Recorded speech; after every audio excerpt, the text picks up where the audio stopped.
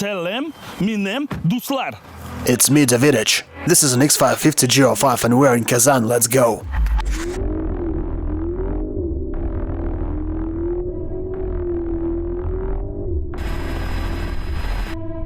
Are the cameramen ready? The helicopter is on the go. We have 1 minute to Kazan.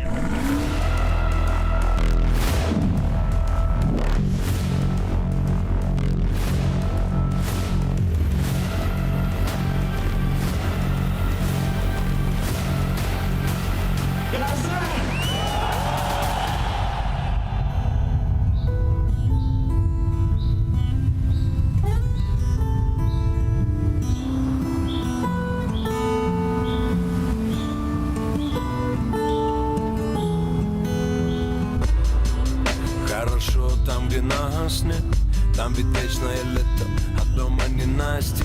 Эх, печаль, что нет денег счастья, а то бы я на раз-два смог бы счастье украсть. И перед образами кричу с тремя перстами, молюсь, что знаю, душа болеть не перестанет. Мы лютый сплав, на нас негде пробу ставить, на веки ставни мы на кресте, хоть и на нас креста нет. Доля русская, мы на эту долю в доле в полном праве. Родина не отпустит, породила сама и удавит. So what is this BMW is all about?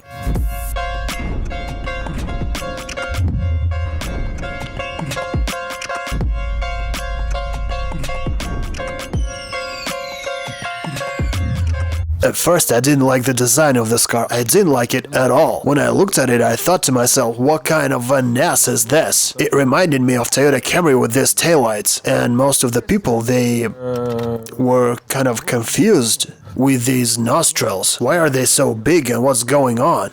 But as for me, I don't actually care about them. For me they look okay, they're just a little bit bigger. But at the same time, this car has nothing to attract me. There's no any chemistry. And of course everyone is waiting for an X5M, because we wouldn't even be shooting this car if there was an X5M. But I want to advise everyone who have ever driven an X5M to try the new body. And I recommend you to try the full pneumo suspension car.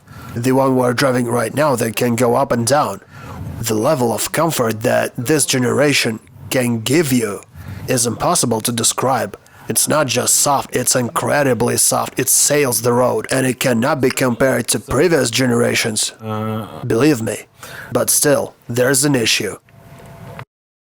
Earlier, they used to put pillars in the front, together with the springs, and they put the pneumo in the back. And that is why the car was able to steer amazingly, but at the same time it was pretty comfortable. And this is why it never tried to go wheelie. Like the G-Wagons, they always try to do wheelie. And when you are driving this car, you don't feel the speed at all. This is actually a normal thing for all BMW cars. But here, even if you are driving it at 125 miles per hour, it feels like a boat in a smooth water. The noise insulation is amazing, but I guess that's because we're having a very fat configuration. And it has a double glazing. And this suspension is simply incredible. This suspension is the very best thing you can find in this car. And all the electronics is same super fast as it was in BMW 8. The transmission is working so fast, the reaction is rapid, it shifts in a blink of an eye. So all the car reacts incredibly fast to any road situation. If you're going to buy this car and think about the configuration, I would recommend you to, I'll better say it the other way. You can refuse from comfort seats, and you can refuse from lots of other options for your comfort, but you should get laser headlights. Guys, the level of work and the distance these lights can cover with light will not just surprise you, because the question is not how far these lights can beam. Just think about what I'm going to tell you right now. The main question here is how far you can actually see.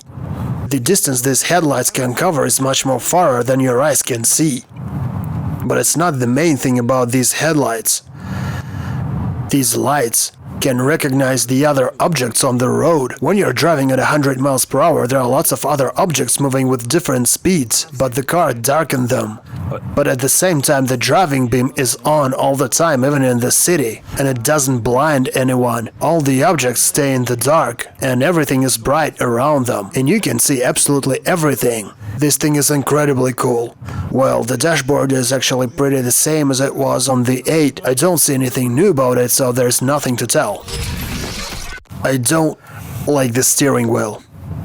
If you don't look at it, if you drive like this and don't look at the steering wheel, it's pretty easy to get used to. It's actually pretty intuitive and I can find everything I need. So I can say it's okay, and the windshield HUD is all the same. And the multimedia is all the same. And the front panel is all the same, there's nothing extraordinary about it. But for this crystal gear shifter, do I consider it stupid? I don't know. I kinda like it. At first I found it very attractive, but after some time I found it like, well, it's crystal whatever. I found myself thinking about how hard it can cut one's face if you get into some serious accident. Though, if the result of the accident is the gear shifter sticking from your head, hardly you're gonna think about its shape and the materials it's made of. I don't even know what kind of an accident it must be. So try to avoid such accidents. Well, I don't know. Guys, this car simply provokes me to turn on the ESP and take a sharp left and get it fucking going, just like this.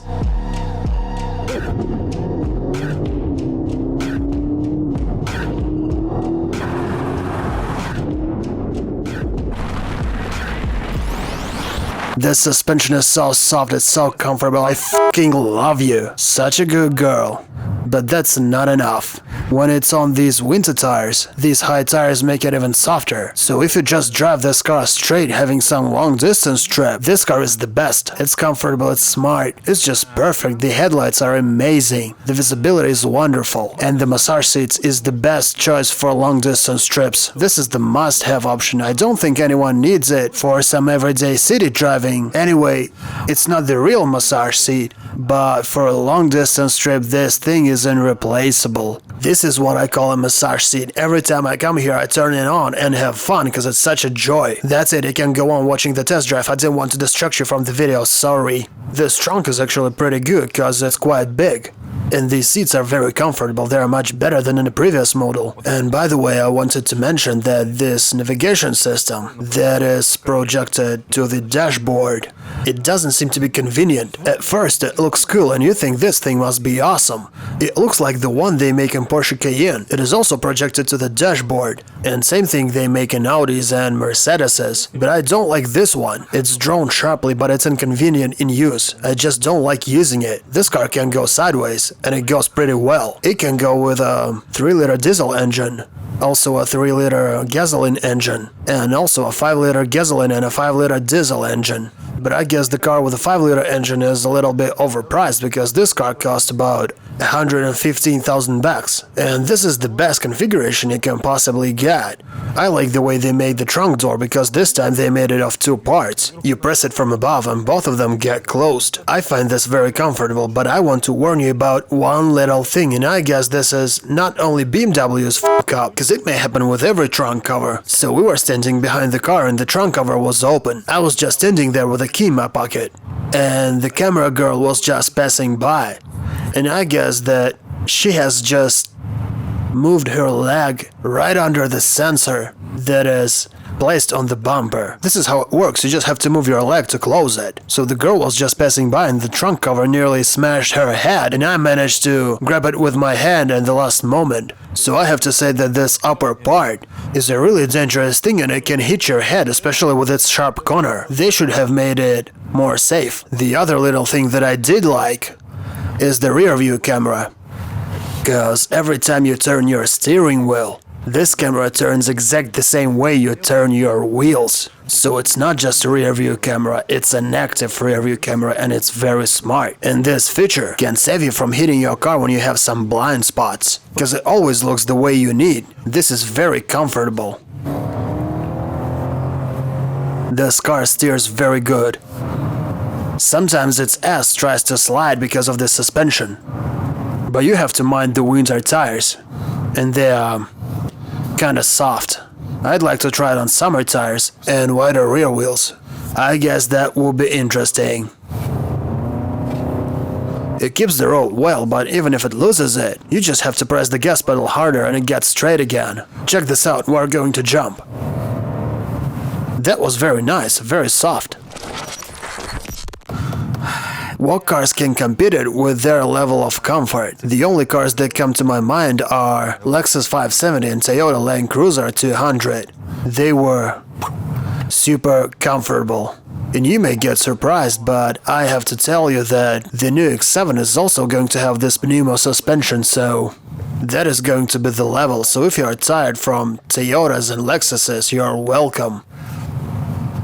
By the way, this car is a competitor to a Range Rover, which has the same Bmw suspension. Come on, come on, come on, come on, let's go, you're such a good girl. Frankly speaking, I think that it's not enough just to kick its ass on some bad road.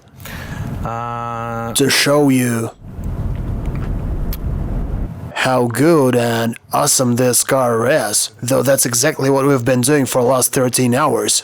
But you have to go to some racetrack and let it get going and compare all of its generations.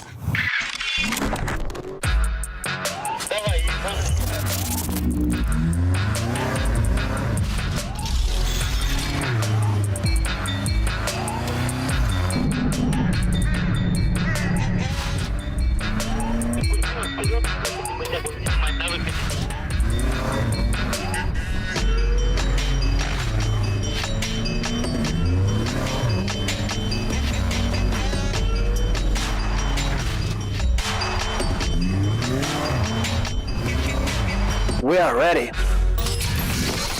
It's been quite a while since I've been to Kazan for the last time, and finally I'm back here again. You have no idea how much they love BMWs here.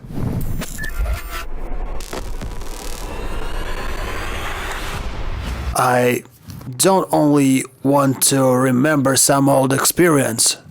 I want to test all of the generations of this car and give you a non-stop series of emotions live online.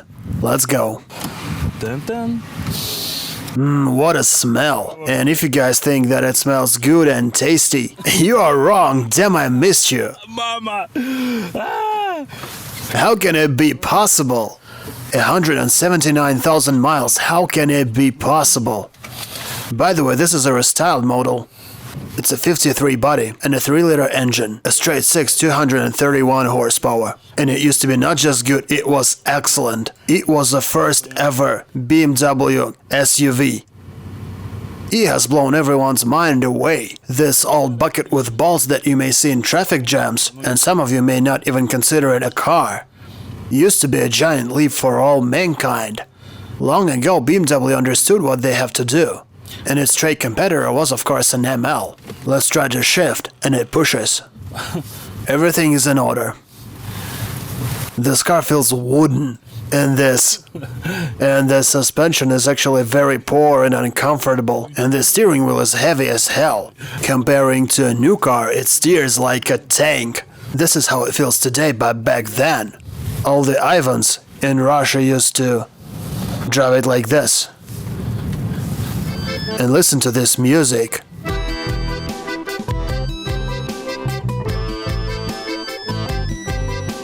Also, they used to have a 4.4-liter engine, and also there was a diesel engine, and also there was 4.6 and 4.8, but to be honest, they were almost the same engines with the same blocks, but a little bit rebored. I consider it not a real BMW, just something that wants to look like a BMW, but in the matter of the fact, it wants to be an SUV, a kind of a first draft. The first cars didn't have any display here, but this car already has a huge and wide multimedia display, and that was a very fat option. And it did have a good exhaust sound, but you have to keep in mind that earlier they didn't choke these cars with these Euro 2 and Euro 3 standards. And these seats are made of leather, the real leather, not the fake one. And this car has lots of problems. I'm not gonna list all of them, but there was one issue that pissed me off all the goddamn time. The door handles used to stuck after every car wash. I mean, somehow the handle goes up, but it doesn't open the door, nothing happens. This straight 6 is outstanding, and this engine has a pretty long and good history. In early days, we used to call this engine a stove. And if we want to understand the modern car, we have to drive its ancestor. Let's switch it to the sport mode. And nothing is happening. Come on, baby, come on, accelerate. I just wanted to refresh all of these impressions and memories, to remember how clumsy and stupid it was. Just to compare and understand what they started with. Well, that's it. I felt it all. I'd like to thank those people who still keep these cars working and secure the history. This is an E70. And this car is a huge technological leap. They still produce them with the same engines, the same straight 6 and the same V8 4.4 liters. Yes, it did have disadvantages, but it was much more softer. And it was much more alive. This car, as I see it, is very well balanced for people who want to get it going. I mean, I'm talking about an X5M. But this car is softer, and it's much more interesting. It has nice mirrors. And all of this interior and the covering is made with much better quality. This is a nice ride. This car has a 5-liter engine, and by the way, these engines used to have lots of issues. Mostly on the 7 Series, they used to change these engines all the time because you cannot drive it in a vegetable mode, you have to kick its ass and get it going. So right until this moment, everything worked for me well. And the history of Bmw X5 was quite logical, and they did make some technological leaps. But then, strange things began to happen. Let's refresh our memory and remember this body with one of our previous reviews, a Bmw X5M 2015, ba-bang!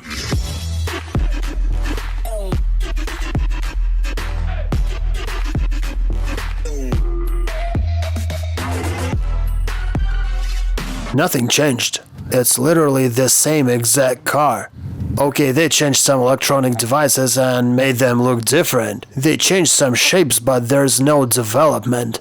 If we compare the difference between a 53 and a 70 body, there's a huge leap. There are different cars, but it's not about this car. And this what can signalize us that something was wrong with the BMW company. I don't feel any development, and I don't feel like I'm driving a completely different car. Nope. And I remember that I didn't like this automobile. I didn't like the back of it, and I didn't like the front, though this is a BMW and I'm their huge fan. So I can say this car screams about the crisis in the company, about the lack of money and the lack of technologies. And also, if we talk about the suspension and the way it works, I also didn't feel any difference between the 70 and the 15 body. Is the same car. But suddenly, after BMW company couldn't give birth to some cool feature for several years, they cut their second wind and they made the 8 and this X5.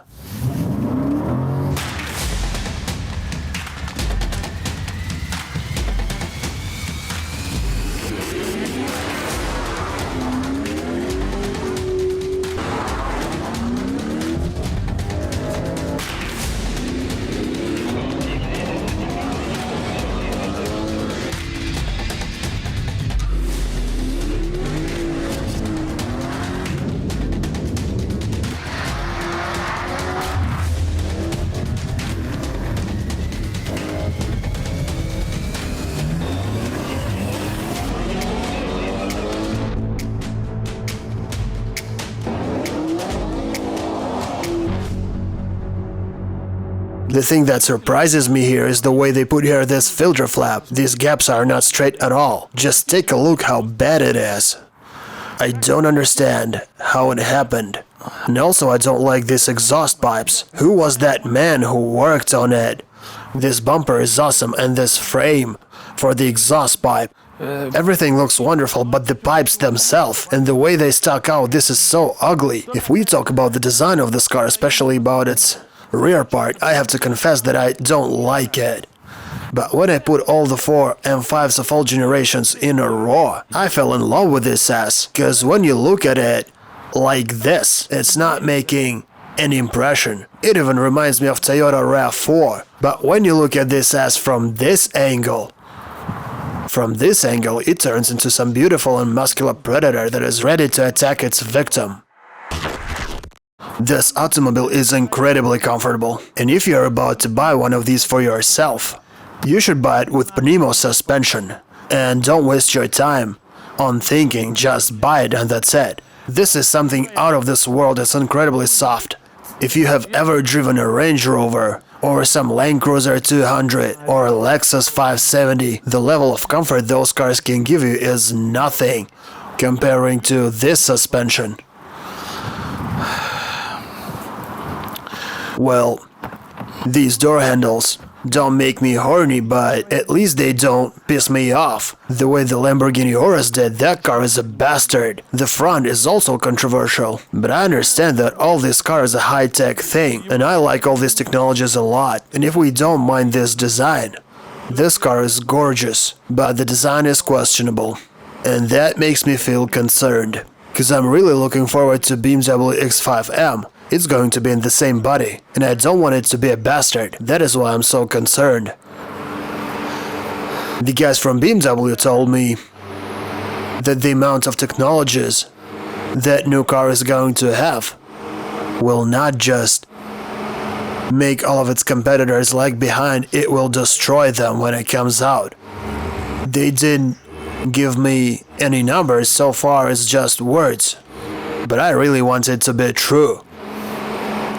Время, перед глазами сквозь пальцы, все во власти его, и все в его пасти. Да, время, не до свидания, не здрасте, только память, и ту сожрет время, лишь дайте. Время, перед глазами сквозь пальцы, все во власти его, и все в его пасти. Да, время, не до свидания, не здрасте, только память, только память.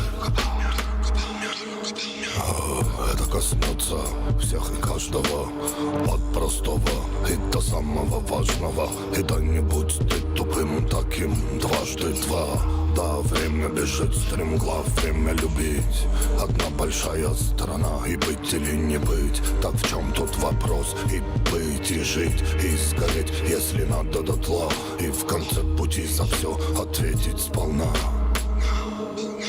My name is Davidich. This is Kazan and this place is cool. Hit the like buttons and subscribe to our crazy and sweet and tasty channel and leave your comments below. Hope you enjoy all the activities we arrange in our huge and beautiful country. See you later, guys.